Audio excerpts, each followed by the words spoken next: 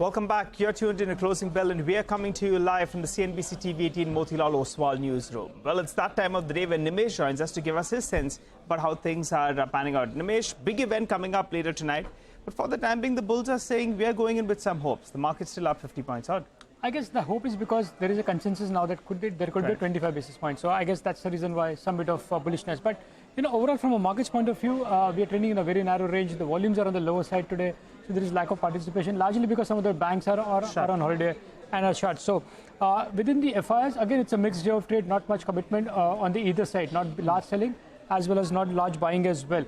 I guess two sectors stands out today. One is the insurance sector, largely on the back of some bit of buying interest back. For the second day running, we're seeing some bit of interest back, and those stocks are seeing a bit of upward momentum. Of course, they've underperformed a lot, so there is a bit of catch-up now, but there is genuine buying now coming in the insurance names from the larger institutions. That's the feedback.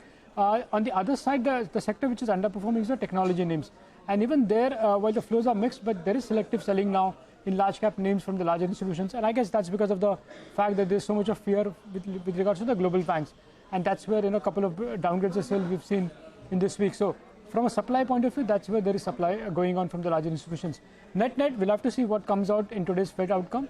I guess what Naren also pointed out, if there is no big negative surprise, you might see a bit of a relief rally. In the fact that you've been pointing out that there is so much of short in the system, a good news, and you'll see a bit of a short coming rally that can help India markets to go up. No negative surprise comes in later tonight, and those shorts in the system will actually be a blessing in disguise, because they could be forced to close out. But individual stocks, Nimesh, what are you picking up? Well, a lot of blocks have changed hands today, so I couldn't capture all bit of it.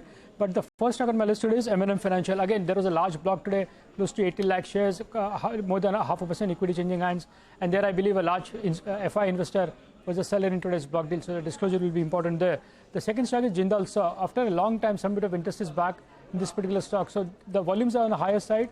The delivery is expected to be quite high today because there is genuine buying flow at a leading FI desk in Jindal Saw today. So that's the second one. The third stock is Krishna Medical. Again, a large block in Krishna Medical as well. Nearly 1.5% equity has changed hands. Looks like a private equity investor was a seller, and they've been a big seller for the last many quarters now, and they've been seller in today's trade as well. That's the overall feedback as far as the Krishna Medical block is concerned. And the last one is JK Cement.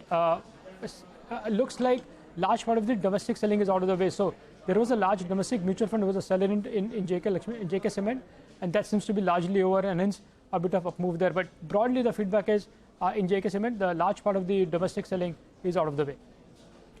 Nimesh, thank you very much for that.